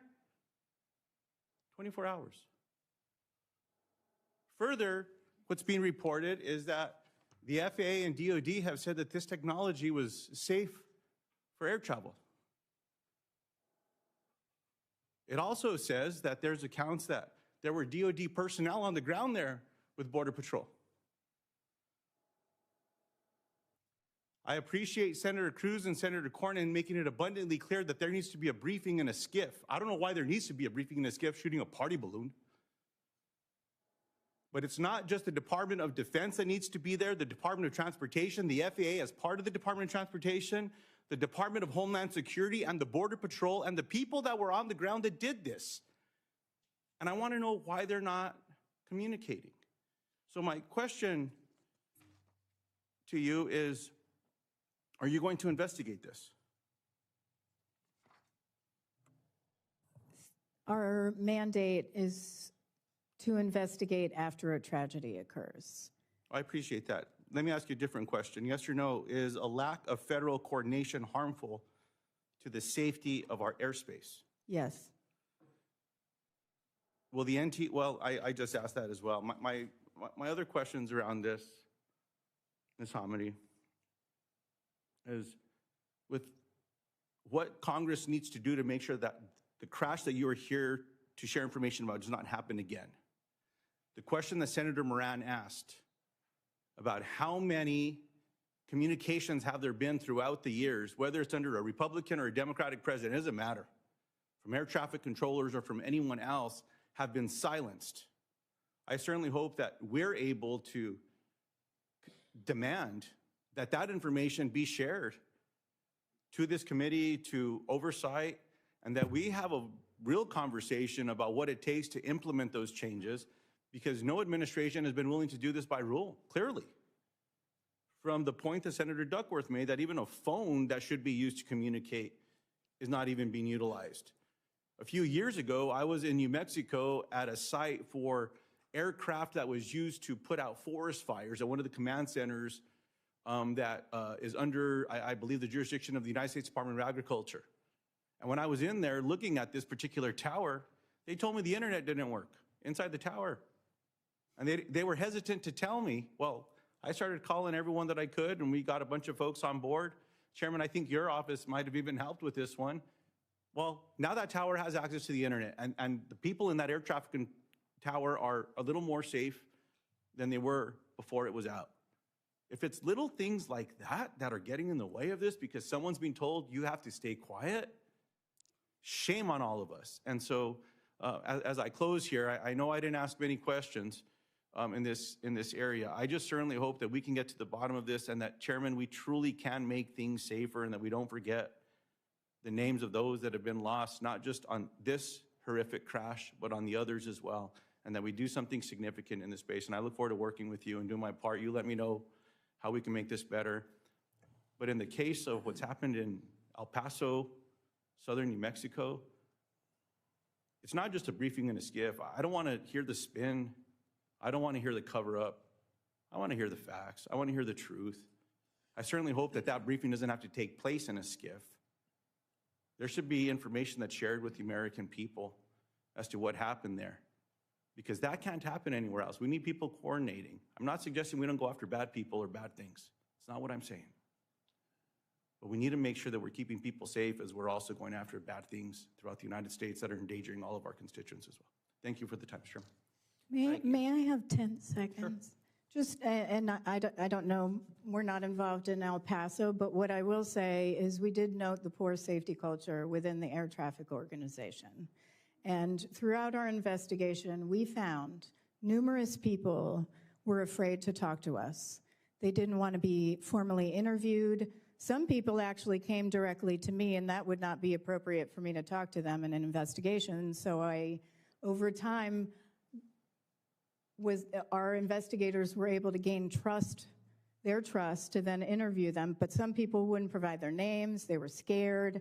I can't tell you the number of people who were just scared to speak up because they were worried about retaliation. At our own hearing, I had to get everyone to commit to not retaliate.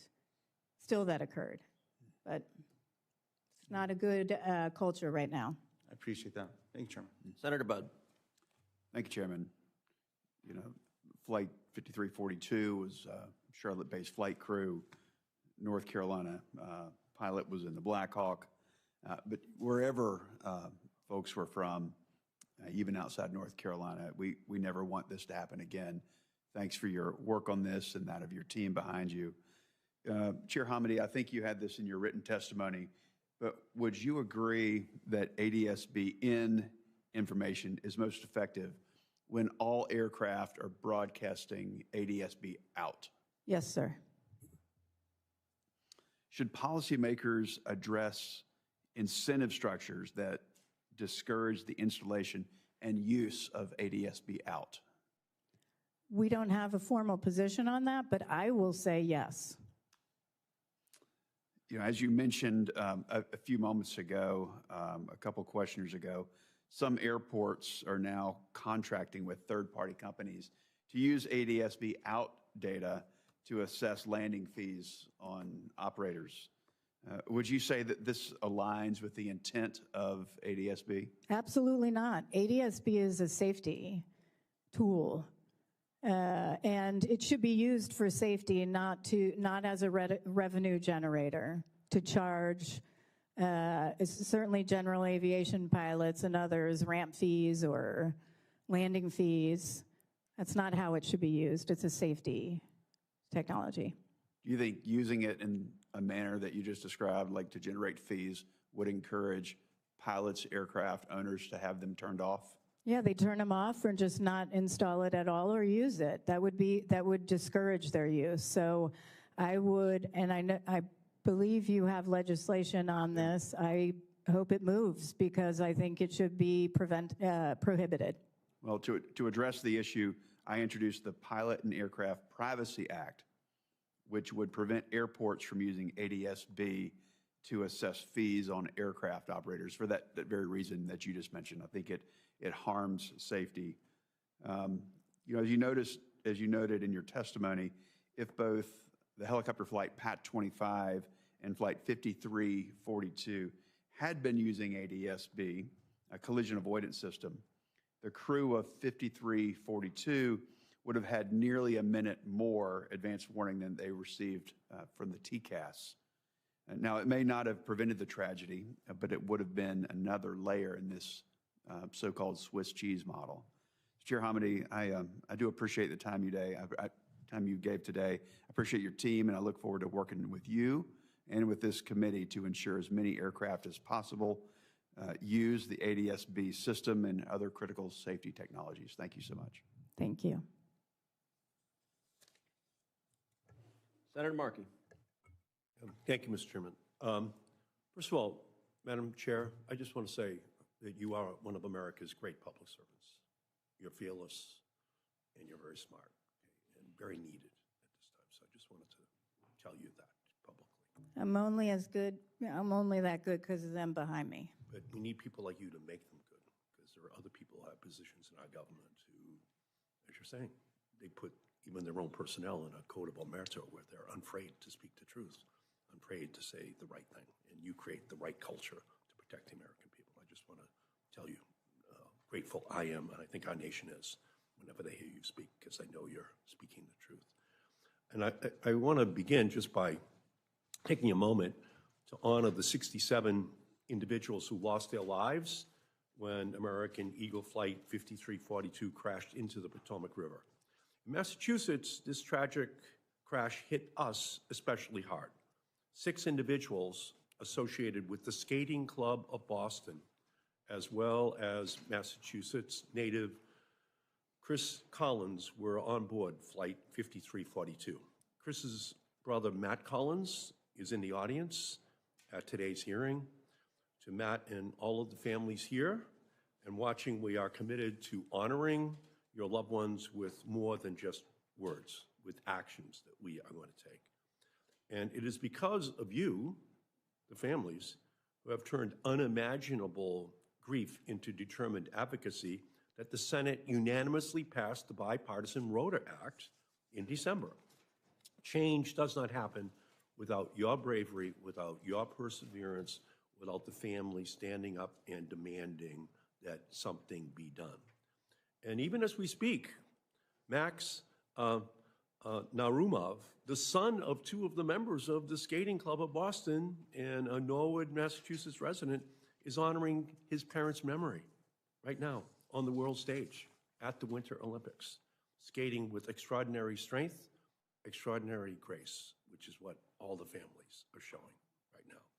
So it's time for Congress that it takes inspiration from Max's courageous performance and enacts the Rhoda Act into law in our nation. This legislation is the action needed to honor the crash victims and prevent future tragedies, so hearings like this are not necessary in the future. Now I'd like to talk about airline accountability. The NTSB's final report concludes that it is vital that all commercial aircraft are equipped with crash avoidance technology called ADS-BN. Despite the importance of this technology, the airline industry has repeatedly said that it would be too costly to implement. So, Chair Homendy, is it true that this technology is too costly to implement?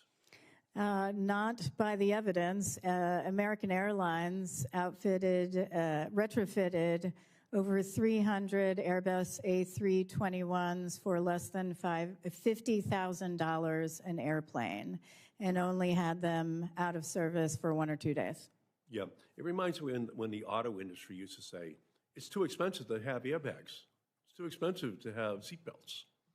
We just can't afford it. It makes the car too affordable. You know what the American public said? Build in the safety. And it turns out the more you do it, is the lower the cost is in order to get it done for our airline industry as well. And that's the cost. Without question.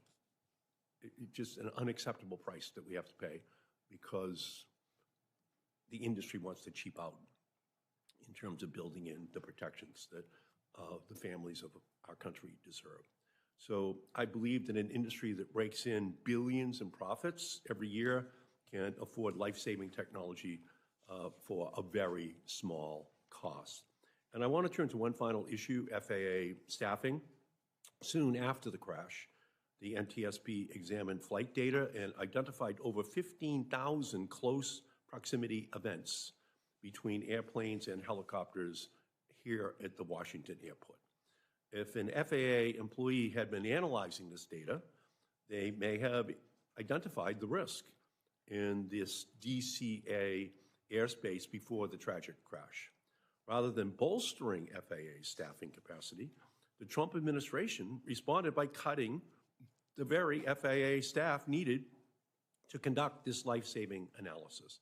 And that's why last July I sent a letter to the FAA demanding answers about its staffing levels and capacity to identify similar risk at other airports in our country.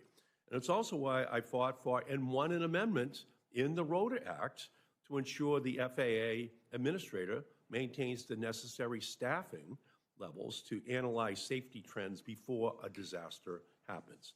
Unfortunately, over a year later, according to NTSB's report, the FAA is still not analyzing these trends to catch close calls before they occur. It's a year later. This is unacceptable. Chair Homendy, do you agree that the FAA is still not proactively acting to identify these risks at U.S. airports? They are not doing what we have recommended and we have been urging them to do the entire time, which is to not only evaluate their data, which they're starting to do now, but to develop a simple definition of what a close call is.